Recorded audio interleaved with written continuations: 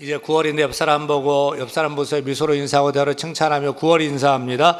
사랑하는 성도님, 시원한 가을이 오는 소리가 들리시나요? 하늘이 맑고 푸르는 9월입니다. 9월에는 팔팔 끓던 폭염을 다 잊고 팔팔 끓던 폭염을 다 잊고 시원한 가을바람으로 산들살레 풀리시기를 축복합니다. 할렐루야. 인사말이 꽤 길었습니다. 우리 오늘 설교 제목 따라 합니다. 신앙의 고질병을 고칠 병으로. 신앙의 고질병을 고칠 병으로. 많은 사람들이 저마다의 고질병으로 고생을 합니다. 고질병이 뭐죠? 고질병은 말 그대로입니다. 쉽게 낫지 않고 고집스럽고 또 질기게 괴롭히는 병이 고질병입니다. 그 고질병은 오랫동안 앓은 병이라 고치기가 쉽지 않습니다. 평생 약을 먹어야 하고요. 좀 괜찮다 싶었는데 또 도제는 괴롭히는 고질적인 병입니다. 여러분 혹시 고질병 가지고 있지 않습니까? 허리가 약한 분들은 아픈 허리가 늘 고질적으로 괴롭힙니다. 또 기관지가 약한 분들은 만성 천식으로 기침하는 분들도 여럿 있습니다. 여러분은 어떤 고질병을 가지고 있습니까? 저는 건강합니다. 근데 언제부턴가 손이 떨려요. 오른손이 숟가락질 젓가락질 할 때 이 손이 떨려요. 사실 이제 시간이 좀 꽤 되긴 됐어요. 청년 때부터 손이 좀 떨려요. 그래서 이제 미국에서 유학할 때 그 외과 닥터 의사가 있길래 집사님, 나 손이 떨려요. 그랬더니 수술하시는 이제 집사님이, 목사님 나도 떨려요. 괜찮아요. 다 그래요. 그래서 대수롭지 않게 생각을 했단 말이에요. 근데 이제 시간이 또 많이 지났잖아요. 그러면 점점 더 깊어지는 것 같아요. 병원에 가봤죠. 머리 MRI도 찍고요. 다 괜찮아요. 아무 문제가 없어요. 생활에 큰 지장 없고요. 다만 밥 먹을 때 또 공적인 자리에서 조금 이제 불편합니다. 의사는 본태성 수전증이라고 얘기를 합니다. 그냥 그렇게 살아야 된대요. 이제 뭐 좀 불편한데 약을 먹으면 좀 진정되고 계속 그렇게 이제 가야 됩니다. 이렇게 건강하고 멀쩡하게 생겼어도요, 손이 떨려서 그런 수전증이 있고요. 혹시 여러분 어떤 고질적인 병이 있습니까? 부모님에게서 받은 타고난 유전적인 고질병이 있기도 합니다. 또 내가 잘 관리하지 못해서 방치해서 생기는 그런 만성적인 고질병도 있습니다. 한 번은 장로님이 아프셔서 병원에 입원하셨기에 병문안을 갔습니다. 근데 옆 침상에 40대 젊은 남자인데 무릎 위를 이렇게 잘라낸 거예요. 다리를 그냥 온전히 다 잘라낸 거예요. 그래서 큰 사고 당한 줄 알았어요. 알고 보니까 당뇨병 환자인데 조그만 다리에 상처가 있었는데 그걸 그냥 괜찮겠지 방치했다가 염증이 확산되어서 무릎 위까지 그냥 다 잘라낸 거죠. 당뇨병, 고질병이죠. 당뇨병이 그렇게 무서운지 그걸 보고 크게 깨달았습니다. 고질병은 꼭 육체적인 질병만이 아닙니다. 정신적으로 끊지 못하는 고질적인 습관도 고질병이라 할 수 있죠. 어떤 사람은 이 술을 못 끊어요. 술에 먹혀서 인생도 가정도 모든 일에 술에 먹혀서 엉망이 되는 것을 봅니다. 그놈의 술을 끊지 못하는 겁니다. 평생 예수 믿으면서도 담배를 끊지 못하는 분도 있습니다. 그 술이 고질병이고 담배가 고질병 되는 것입니다. 어떤 사람은 화를 잘 냅니다. 뭘 참지 못하고 화부터 버럭 내고, 이거 고질병입니다. 분노를 다스리면 인생이 형통할 텐데 작은 일에 화를 내고 분을 냅니다. 혹시 여러분은 어떤 고질병 가지고 있습니까? 육체적인 고질병도 있고요, 정신적으로 또 잘못된 그 습관을 끊지 못한 고질병이 있습니다. 바라고 소원하고 기도합니다. 오늘 여러분의 질기고 질긴 그 고질병이 이제 고칠 병 되기를 바랍니다. 고칠 수 없다는 그 고질적인 그 병이 성령의 능력으로 고칠 수 있는 고칠병 되기를 소원합니다. 육신을 그렇게 괴롭히는 고질병이 예수 이름으로 떠나기를 소원합니다. 내 성격적인 고질병도 주의 능력으로 깨끗하게 치유되기를 축원합니다. 하나님은 하실 수 있습니다. 의사는 못해도 하나님은 하실 수 있습니다. 아멘. 이 시간 우리가 그동안 해결하지 못한 고질병이 주의 은혜로 이제는 고칠 수 있는 고질병인데요, 우리가 건강하게 되기를 간절히 축원합니다. 신앙도 고집스럽고 또 즐기고 즐겨 괴롭게 하는 고질병이 있습니다. 육체의 고질병만 아니고요, 습관적인 정신적인 고질병만이 아니고요, 신앙도, 예수 잘 믿는 우리도 또 이 죄 짓고 이 죄 짓는 그런 고질적인 병이 있습니다. 오늘 사사기 6장 보면, 사사기 6장. 이스라엘 백성들에게는 아주 고약한 고질병이 있었습니다. 이 병은 잘 치유되지 않고 고질적으로 괴롭히는 병이었습니다. 그래서 이 고질병이 도질 때마다 이스라엘 백성은 아주 고통스러운 세월을 보내야 했어요. 이스라엘 백성을 괴롭히는 아주 고약한 고질병 무엇입니까? 사사기 6장 1절입니다. 같이 읽겠습니다. 이스라엘 자손이 또 여호와의 목전에 악을 행하였으므로 여호와께서 7년 동안 그들을 미디안의 손에 넘겨주시니. 여기서 우리는 또를 주목해야 돼요. 이스라엘 자손이 또 여호와의 목전에 악을 행하였으므로, 죄를 행하는 것이 한 번이 아니에요. 또 악을, 또 죄를 행했던 거예요. 한 번 잘못은 실수로 넘어가 줄 수 있어요. 잘하다가 한 번 잘못하면 그 정상 참작이 됩니다. 그래, 그럴 수 있지, 넘어갈 수 있습니다. 근데 그 잘못이 계속 반복된다면 어떨까요? 그것도 똑같은 잘못을 계속 잘못하는 거죠. 그럼 어떨까요? 여러분 누가 반복적으로 일을 그르치는 것을 보면 어떻게 하시겠습니까? 그것도 똑같은 일을, 그때마다 그 일을 그렇게 말하는데 그 일을 또 반복합니다. 잘못합니다. 어떻게 하시겠습니까? 그래도 그냥 가볍게 그럴 수 있어 라고 넘어갈 수 있겠습니까? 우리 한국 사회는 한 번 잘못하면 그 용납을 하지 않는 그런 분위기가 참 안타깝습니다. 사람은 약하고 부족하니까 실수할 수 있는 것이 아닙니까? 그런데 우리 사회는 뭐 하나 잘못하면 용납 이게 없습니다. 월커니 기다렸다는 듯이 물고 뜯고 후벼 파고, 참 안타까운 모습입니다. 그런데 이스라엘은 한 번의 잘못이 아닙니다. 한 번의 악행이 아닙니다. 같은 죄를 또 짓는 거예요. 또 죄를 범했으면 이제 안 해야 되잖아요. 또 그 다음에 똑같은 거 또, 그야말로 신앙의 고질병이 아닙니까? 이거 영적 침해 아닙니까? 잘못됐으면 고쳐야죠. 안 해야죠. 또 잊어버리고 또 그 일을 행하는 것입니다. 우리가 사사기 6장을 읽었는데 벌써 5번째 또 계속되는 것을 볼 수 있어요. 여러분, 이스라엘 고질병은 다른 것이 아닙니다. 하나님 목전에서 거듭 죄를 짓고 거듭 악을 행했던 것입니다.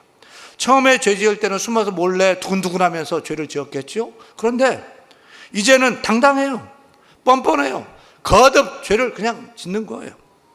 이스라엘 백성들이 고질적으로 죄를 지은 그 고질병은 무엇입니까? 도둑질 아닙니다. 거짓말도 아닙니다. 결혼한 남편 아내가 다른 이성과 바람피는 것, 그것도 아닙니다. 이스라엘 백성들이 여호와의 목전에서 또 악을 행한 고질병은 하나님을 멀리하고 세상을 가까이 하는 것입니다. 하나님보다 세상을 더 사랑하는 것입니다. 하나님이 아니라 우상 숭배하는 것입니다. 거리낌 없이 당당하게 하나님의 문화보다도 가나안의 문화, 세상 문화를 더 좋아하고 쾌락을 즐기며 사는 것입니다. 그런데 하나님은 그것을 아주 불쾌한 죄로 여기셨어요.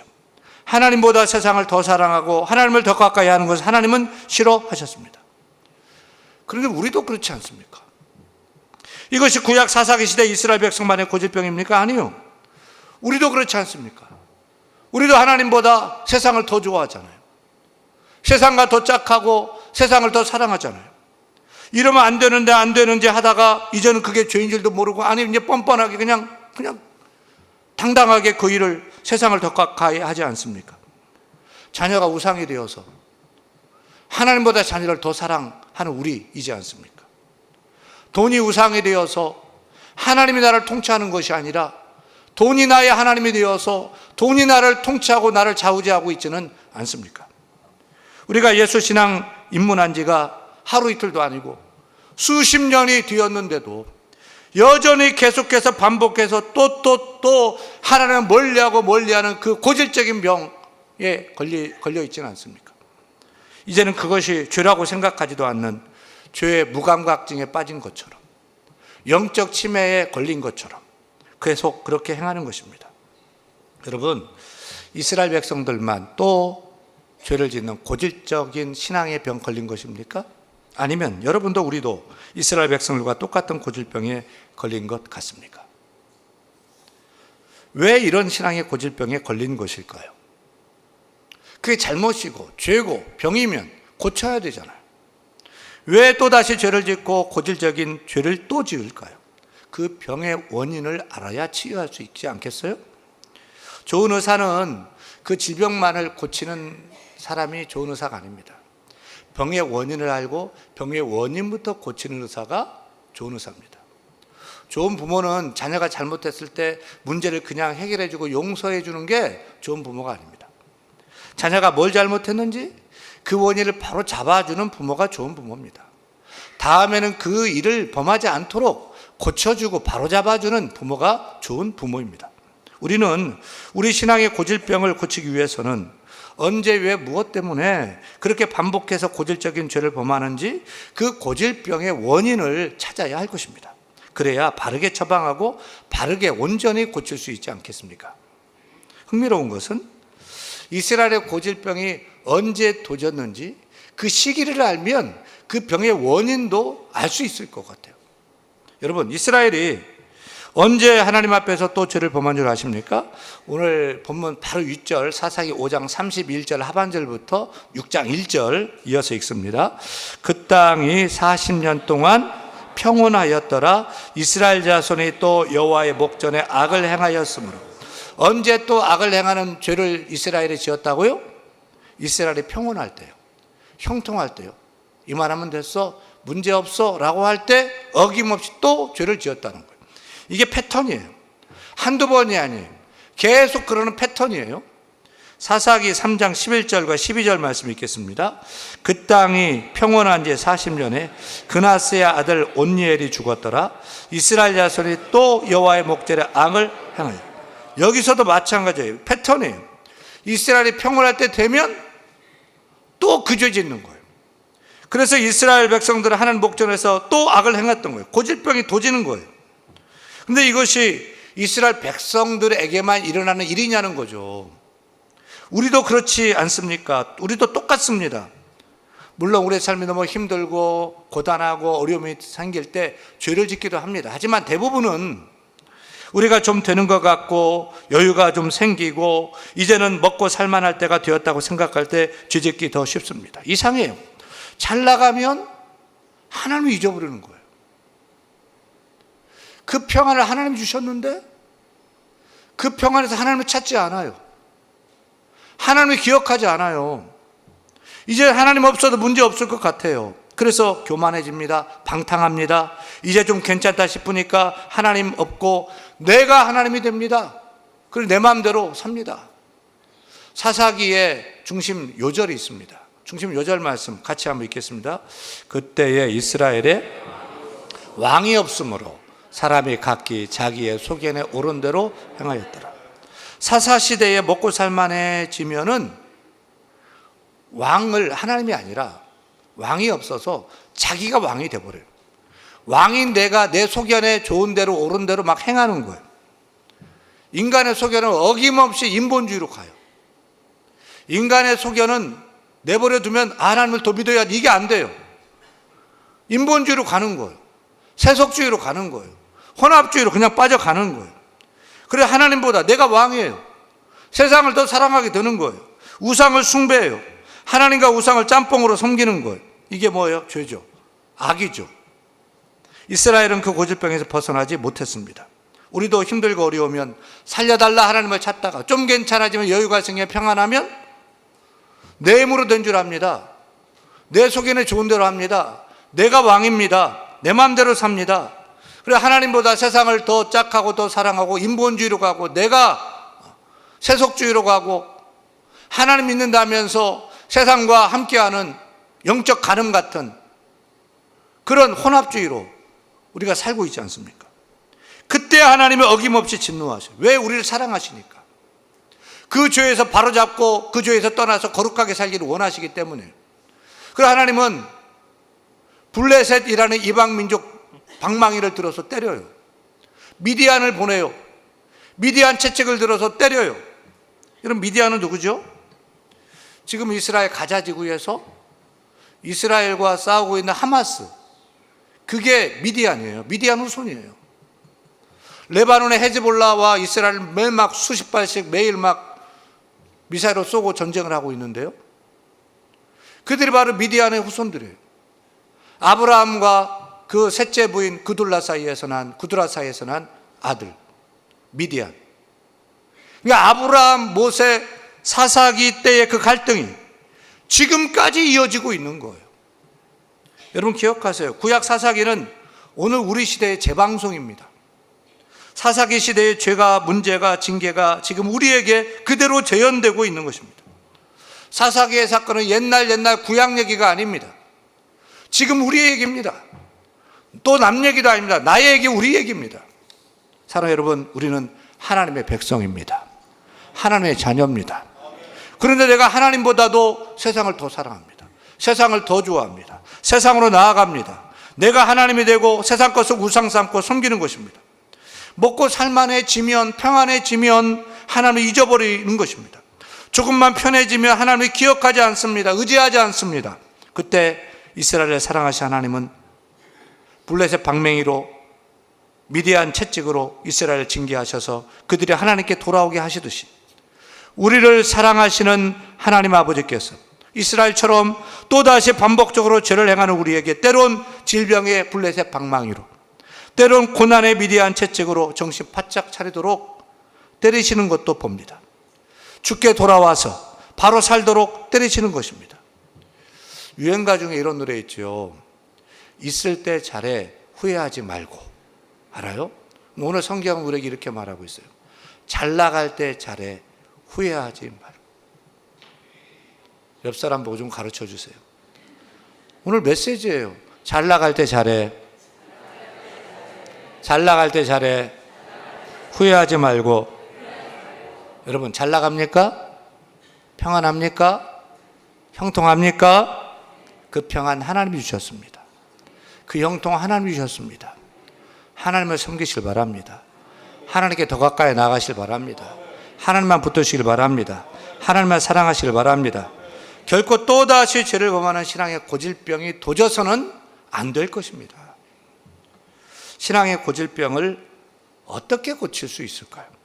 오늘 설교 제목이 신앙의 고질병을 고칠병으로, 어떻게 고칠 수 있는 고질병으로 만들 수 있을까요? 참 재밌는 것은 여러분, 고질병에 점 하나 딱 찍으면 고칠 병이 돼요. 돈을 빌리는 빚에 점을 딱 찍으면 빚이 돼요. 못한다, 할 수 없다, 불가능, 임파서블에 점을 하나 딱 찍으면 할 수 있다는 I'm possible이 돼요. 여러분, 점 하나인데 우리의 고질병을 고칠병으로 만드는 그 점 무엇일까요? 끔찍한 그 빚을 밝고 환한 빛으로 만드는 그 점 무엇일까요? 임파서블을 I'm possible로 만드는 그 점 하나는 무엇일까요? 여러분, 우리의 고질병을 고칠병으로 만들 수 있는 것, 그것은 주 하나님입니다. 주 하나님. 또 죄를 행하는 이스라엘이 아니라 또 주를 찾으면 되는 것입니다. 죄가 아니라 주를 찾는 것입니다. 주를 믿고 주를 바라고 주만 의지하는 것입니다. 저는 본문 6절이죠. 6절 같이 읽겠습니다. 이스라엘이 미디안으로 말미암아 궁핍함이 심한지라 이에 이스라엘 자손은 여호와께 부르짖었더라. 여러분, 미디안의 채찍, 고난의 채찍, 질병의 채찍 맞을 때 주목할 말씀은 이에 이스라엘 자손이 주 여호와께 부르짖었더라. 그럼 하나님이 도와주셔요.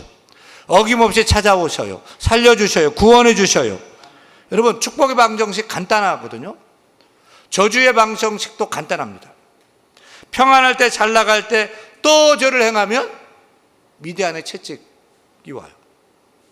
그런데 평안할 때도 이에 주 여호와께 부르짖는 거죠. 채찍에 맞을 때도 이에 하나님을 찾고 주 하나님께 부르짖는 거죠.